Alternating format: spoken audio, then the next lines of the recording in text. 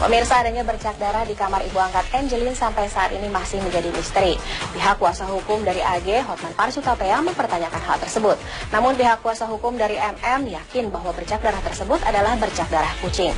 Lantas mengapa ada bercak darah bertepatan dengan terjadinya aksi pembunuhan? Benarkah bercak darah tersebut adalah bukan bercak darah dari kucing? Akankah pihak penyidik menetapkan tersangka baru selain AG? Simak liputan lengkapnya hanya di Salam Berita Pagi. Begitu pengacaranya si Hotma, anak buahnya mengatakan bahwa itu darah kucing, langsung. Saya ini udah 30 tahun pengacara. Saya udah biasa membela orang bersalah dan orang benar. Jadi saya tahu di mana titik lemahnya. Wah ini di awalnya nih semua pemicunya nih.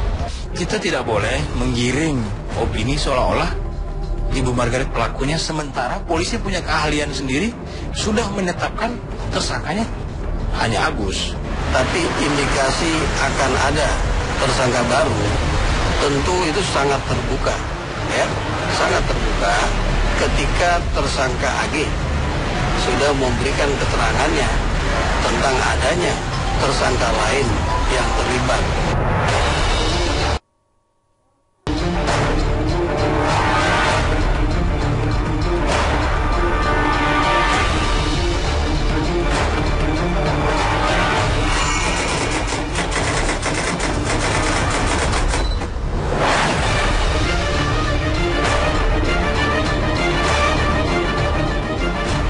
Mengungkap kasus pembunuhan gadis berusia 8 tahun, Angelin, yang ditemukan terkubur di belakang kandang ayam di kediaman ibu angkatnya bukan perkara mudah. Sejak dilaporkan hilang sejak 16 Mei 2015 lalu, hingga saat ini kasus yang ditangani Polda Bali tersebut masih berkelubung misteri. Salah satunya adanya penemuan bercak darah di kamar ibu angkat Angelin, MM, yang masih menjadi tanda tanya besar. Hal ini disampaikan oleh kuasa hukum tersangka AG, Hotman Paris Hutapea, yang menyaksikan bahwa bercak darah yang ditemukan tersebut adalah darah kucing. Baginya tak masuk akal ada darah kucing yang bertepatan dengan peristiwa pembunuhan yang menimpa salah satu anggota keluarga mereka. Tetapi tim kuasa hukum MM meyakini bahwa darah tersebut memang darah kucing peliharaan MM yang terluka.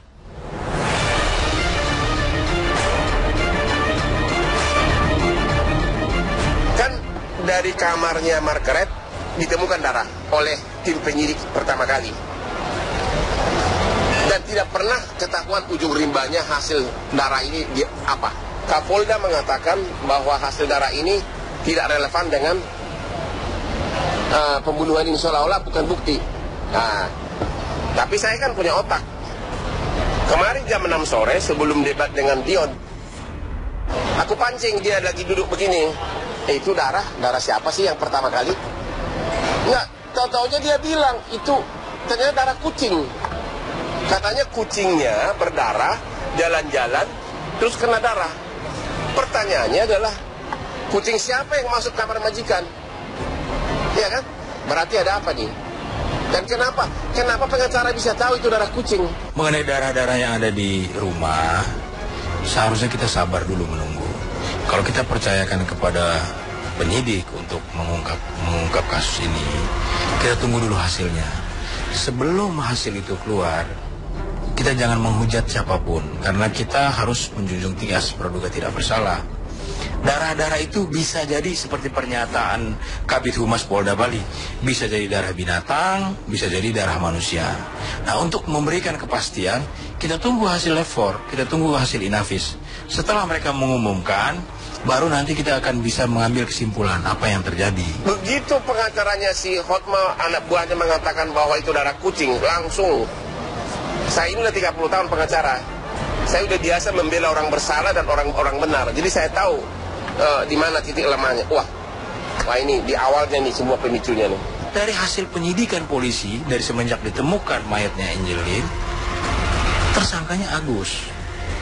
Kita tidak boleh menggiring opini seolah-olah Ibu Margaret pelakunya, sementara polisi punya keahlian sendiri, sudah menetapkan tersangkanya hanya Agus.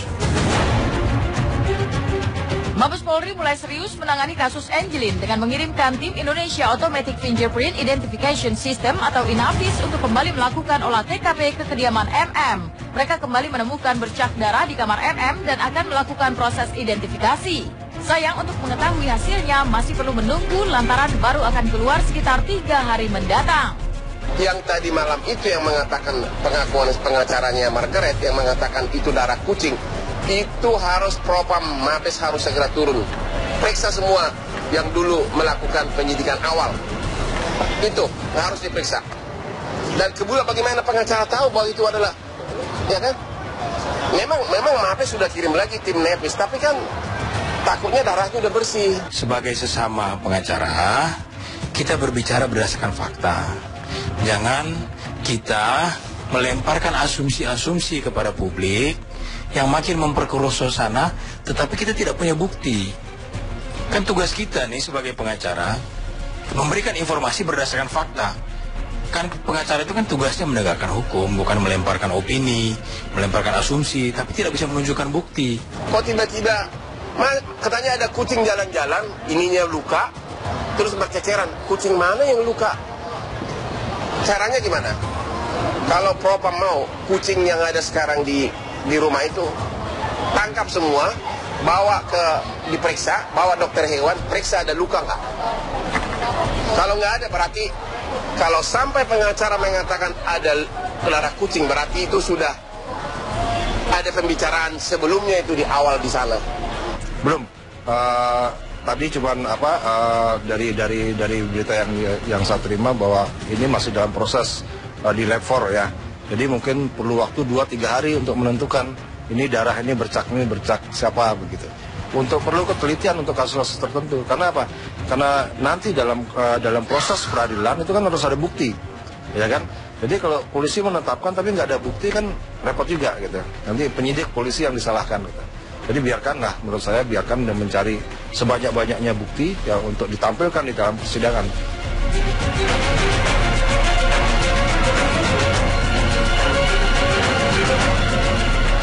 Selain persoalan bercak darah, Hotman Paris juga menduga bahwa persoalan pembagian harta warisan milik ayah angkat Angelin menjadi motif pembunuhan. Tetapi kuasa hukum MM mempertanyakan tentang surat warisan yang selalu disebutkan menjadi motif. Pasalnya mereka tak mengetahui adanya surat warisan dari ayah angkat Angelin. Apalagi suami MM yang juga ayah Angelin merupakan orang asing yang tak diperbolehkan memiliki aset di tanah air.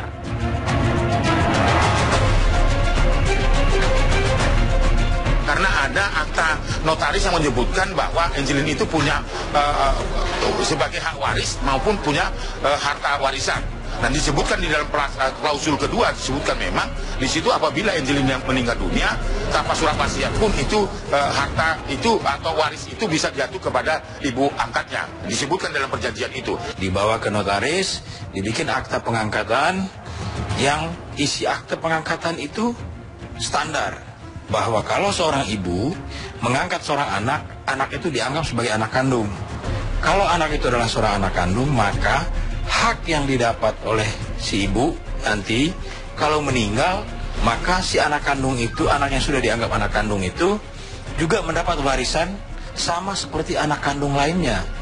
Isi akte pengangkatan notarisnya seperti itu. Begitu juga sebaliknya, apabila anak kandungnya itu, dalam hal ini Angelin, meninggal, maka si ibulah yang mendapat warisan. Pertanyaannya, pada saat Angelin meninggal umur 8 tahun, apakah Angelin punya harta? Sebelumnya, lantas akankah pihak berwajib akan menetapkan tersangka baru dalam kasus pembunuhan Angelin?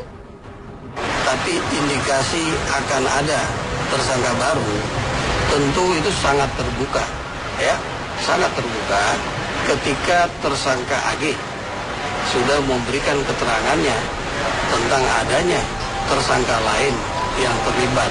Tidak dalam posisi berandai-andai ya. Kalaupun misalnya ada penetapan tersangka baru, kita akan kaji apakah ada dasar hukumnya, apakah ada bukti-bukti kuat. Tapi sekali lagi itu masih status tersangka.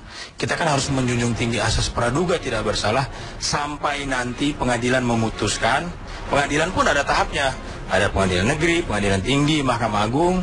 Semua memutuskan bahwa seseorang yang ditetapkan tersangka itu adalah salah. Pokoknya ada dugaan kuat dari bukti-bukti ini, ada tersangka utama. Pengakuan si Agus terakhir bahwa yang membunuh bukan si Agus. Oke, itu pengakuannya terakhir. Oke. Kemudian setelah dikubur di situ, ditutup rapi, dikasih bambu-bambu. Oke. Dan pura-pura dikasih makanan ayam. Oke. Oke. Jadi Kenapa ini relevan? Lubang yang dulu terbuka lama oleh majikan tahu, kemudian sudah tertutup rapi oleh belahan bambu. Pertanyaan, kalau majikan tidak tahu, kok nggak curiga pada saat anaknya hilang 25 hari, kan 25 hari dia hilang. Tanggal 16 dibunuh, tanggal 10 Juni baru terbongkar oleh polisi kuburannya. Ya kan? Kok bisa lubang yang dulu tertutup pas di pekarangan rumah, kok sudah rapi? Menurut saya, kalaupun harus membunuh, kenapa nggak dari dulu? Nah, tolong jangan diposisikan Margaret sebagai orang yang kejam. Kita harus memposisikan dia adalah ibu yang kehilangan anak, kehilangan nyawa anak.